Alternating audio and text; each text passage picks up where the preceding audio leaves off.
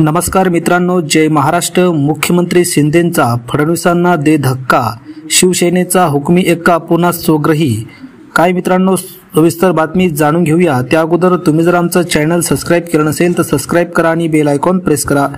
मुख्यमंत्री एकनाथ शिंदे यांनी धाराशिवमध्ये उपमुख्यमंत्री देवेंद्र फडणवीस यांना मोठा धक्का दिला आहे। भाजपा नेते आदर्श शिक्षण प्रसारक मंडळाचे अध्यक्ष सुधीर पाटील यांनी मुख्यमंत्री एकनाथ शिंदे यांच्या उपस्थितीत स्वग्रही प्रयत्नाचा निर्णय घेतला आहे।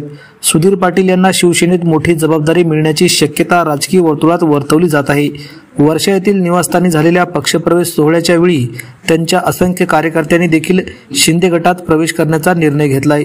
1988 साली वंदनीय हिंदुहृदय सम्राट शिवसेना प्रमुख बाळासाहेब ठाकरे यांच्या हस्ते त्यांनी शिवसेनेमध्ये प्रवेश करून दोनदा विधानसभा निवडणूक लढवली, तर 2009 साली त्यांनी लोकसभा निवडणूक प्रसार प्रमुख म्हणून धुरा सांभाळली होती।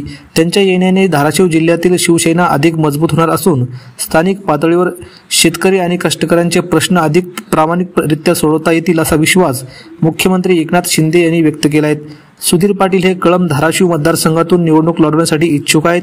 धाराशिव आणि तुळजापूर विधानसभा मतदारसंघातून त्यांनी विधानसभेची निवडणूक लढवली होती, मात्र त्यात त्यांना यश मिळालं नाही। त्यातच त्यांनी 2017 साली शिवसेना पक्षाला रामराम ठोकून भाजपमध्ये जाण्याचा निर्णय घेतला। यातच आता कळंब विधानसभा निवडणूक डोळ्यासमोर ठेवून मुख्यमंत्री एकनाथ शिंदे यांच्या पक्षात जाण्याचा निर्णय घेतला असल्याची चर्चा आता राजकीय वर्तुळात सुरू झाली आहे।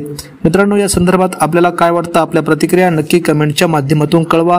व्हिडिओ आवडला असेल तर लाईक करा आणि चॅनलवर नवीन असाल तर चॅनल सबस्क्राइब करा। धन्यवाद। जय महाराष्ट्र।